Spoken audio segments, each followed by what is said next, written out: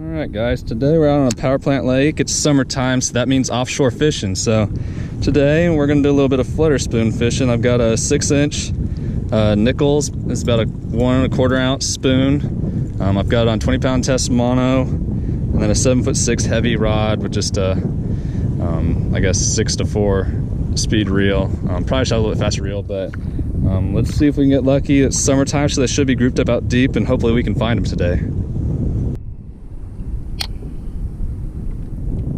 Alright guys, we weren't having any luck out in the middle of the lake, so we came over to another spot of mine.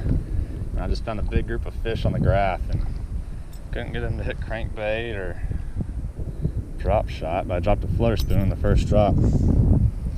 Got this good one right here. Big fish, just real skinny. Obviously, summertime, they're not as fat obviously as they are in the spring, so didn't get the hook set or fight on film, but solid fish.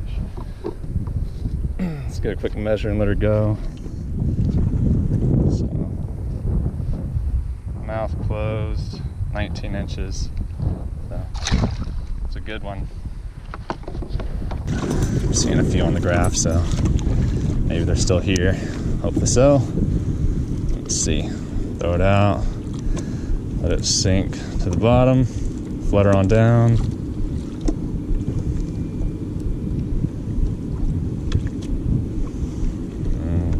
We are on bottom. We're gonna give it a hop and then let it flutter down on a semi-slack line. It's good. It's important to let it go on a semi-slack line. That way it actually will flutter, not just fall straight down with no fluttering action. It's kind of the purpose of a flutter spoon.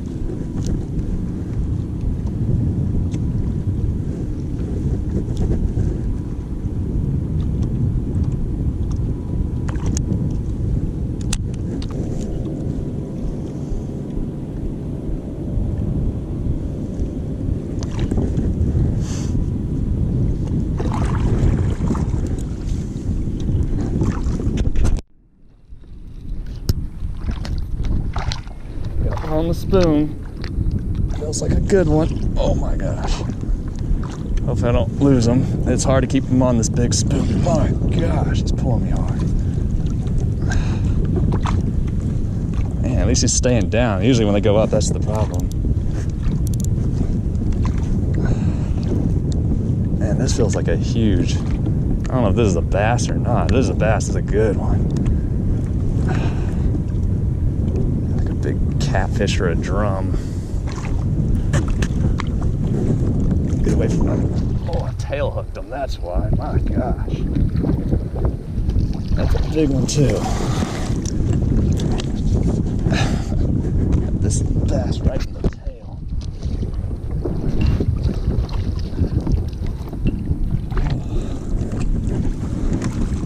Guess he just took a swipe at it. Whew. That's a solid one. Well, it should be easy to lip them since there's no hook in the mouth. Oh, man. Y'all can see. Got that big 6-inch spoon in his tail. Let me get that out real quick. Came right out. That's a good one. Real good one.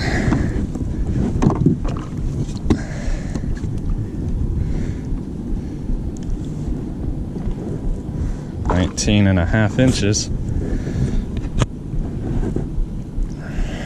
It's a good one.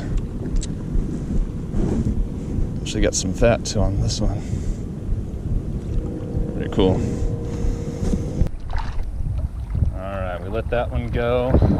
So 2 bass so far on the big spoon. 19, and that one was 19.5 inches long, so good quality fish. Not getting a whole lot of bites today, but they've been the right ones. I'm gonna see if we can't relocate them. It seems like they're just kind of 1 or 2, but they're just kind of all over this point. They're not like super grouped up, so. Let's see, I'm seeing a few more marks. So.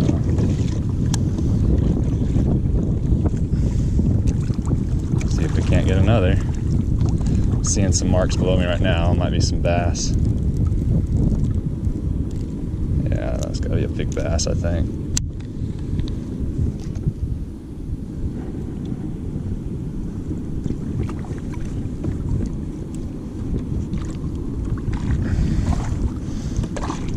They must be slapping at it today though, because the first one I had him in the corner of the jaw, but it was on the outside of the mouth.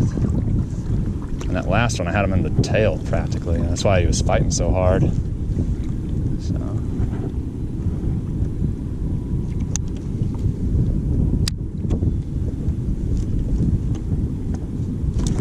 Oh man, I feel like one was hitting it.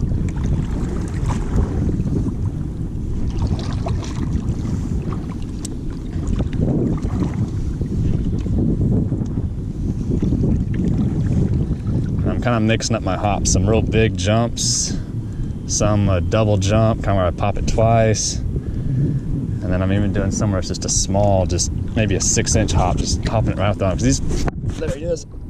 That one hit it when it was just laying on the bottom while he's coming up. This one's not nearly as big. Let's see if I can keep him on. He's gonna throw the spoon in my face. Alright. Okay. That one actually got it.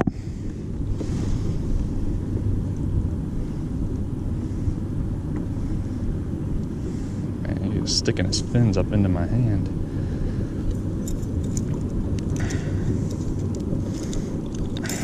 Man, he really got it. He wasn't coming off no matter how much he was going to jump.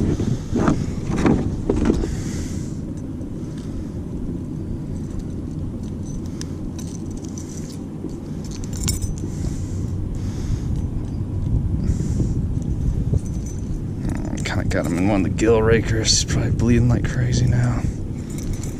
There it goes.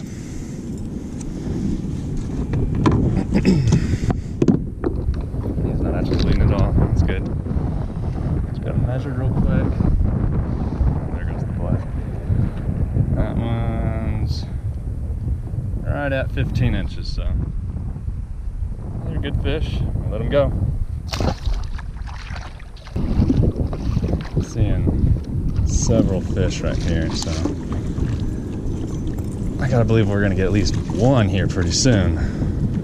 I've had several take a whack at it, but I just can't get the hook in them.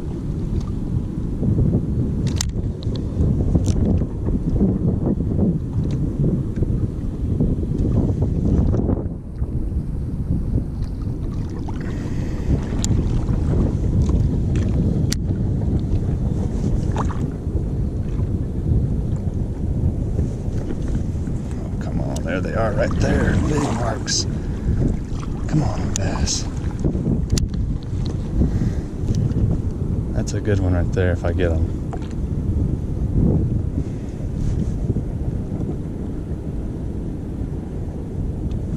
There he is. Oh man, come on. Come on with it. Yeah. Oh yeah, that's a full grown one right there. Oh, he is barely up. Don't come up, don't come up. Woo!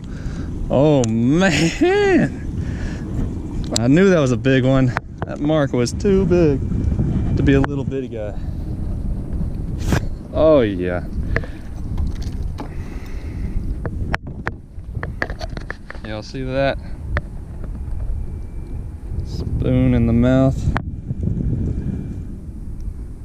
That's a full grown one right there.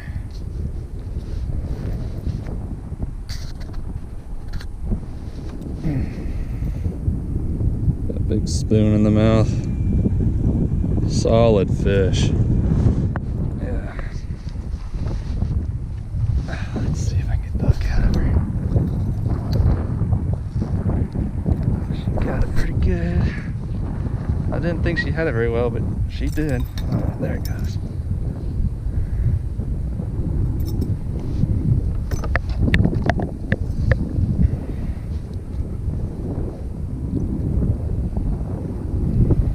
Wet my board. It's a little hot out here.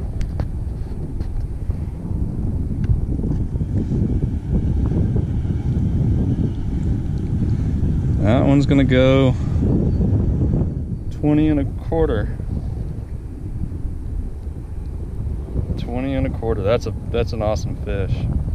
Awesome fish. All right, let's get a release real quick. It's hot. The water's hot. That's a good, probably close to 5-pound fish right there. Yeah, a little tired. Let's see if she'll go. There she went. All right. Awesome. Let's get some more. All right. Back on the spot where they were at, because they're loaded up now. This might get fun here. This might get really fun if I get them going.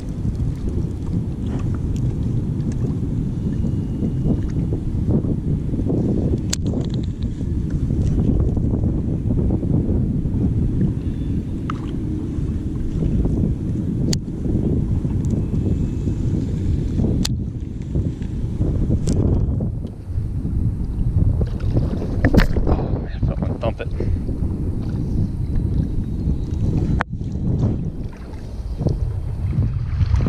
Of course, that darn wind. Oh, got one. Yeah, we're on them, boys. Oh my gosh. Oh my gosh. Oh my gosh. Oh, he's on my dang anchor buoy. Go the other way. Go the other way. Oh, he's on my marker buoy. Gosh darn it. This is a good fish. Oh my gosh. Might have been bow hooked again. Pull him like kayak.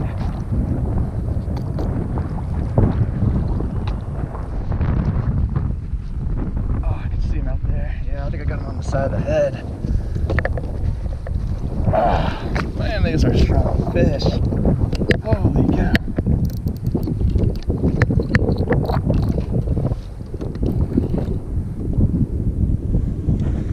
Wow. Oh, yeah, I got it right in the side. Doggone, I hate doing that.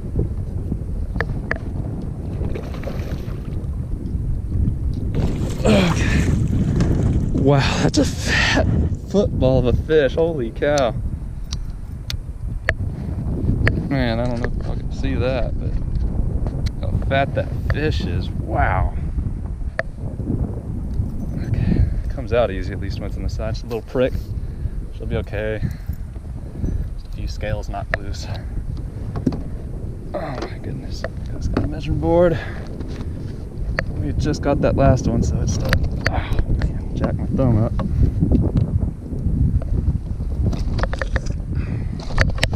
Man, still life in this fish. Man, tearing me up.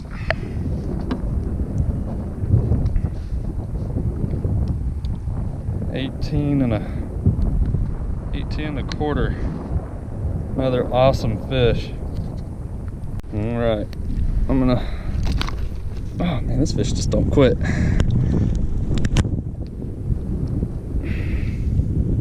Just let her go. Let's see if we can't get another. Pitch this spoon out. And I don't know if y'all can see on my graphing rod. I'll try and get close enough. But these are all bass right here, all these marks. There's just, the whole bottom is just lit up with them right now.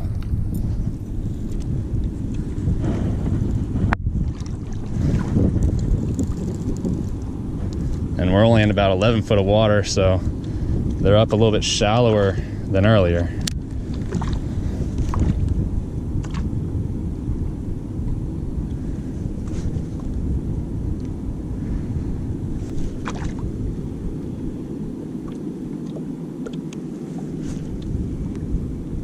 Surprised we didn't get one faster.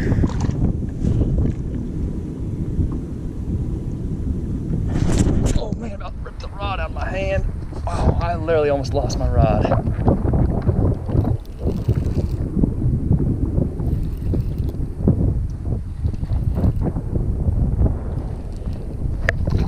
This one's not nearly as big, but still a good fish.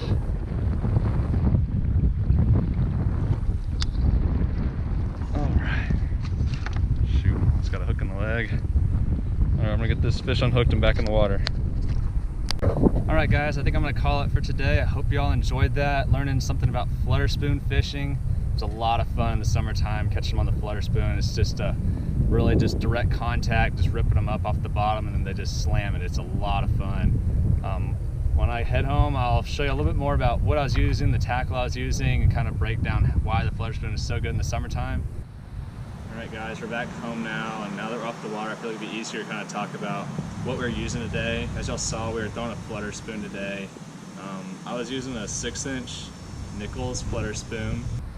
And as y'all can see, we caught a lot of fish today on it. I don't know if you can tell or not, but the finish is like chewed off on it. You can see all the teeth marks on that lure. So we were really catching them today. It was a great day to throw the flutter spoon. The way I was fishing the spoon today was I was throwing it on a 7'6" heavy rod with 20-pound mono. And the key to this is when you throw it and you rip the bait up, you want to let that line not be completely slack, but semi-slack. So the idea is this spoon is going to flutter on the way down. You don't want to be tight line so it's pulling the spoon. You got to make sure it's slack, somewhat slack, so it goes. Not so slack you can't feel a bite. Sometimes they are going to hit it on the drop. So that was the key. Is just kind of, it was a little bit difficult with the wind today, but I was trying to paddle one hand and then rip the spoon with the other hand, so that way I was maintaining a semi-slack line and not a taut line where it's going to be dragging the spoon, because the key to the flutter spoon is to let it flutter. So I hope y'all learned something. Hope y'all enjoyed the video today. If you did, go ahead and like, or maybe put a comment about your flutter spoon experiences, and be looking for more videos in the future. See y'all later.